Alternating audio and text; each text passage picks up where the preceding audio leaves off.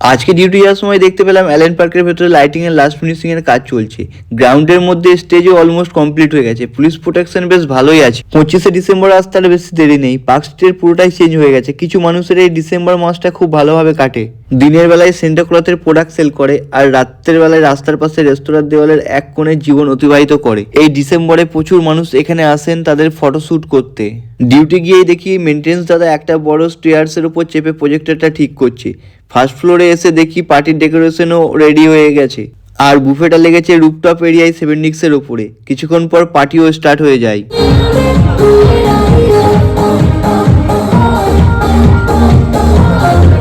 Second ফ্লোরে এসে দেখি এখানে লাইভ ব্যান্ড চলছে।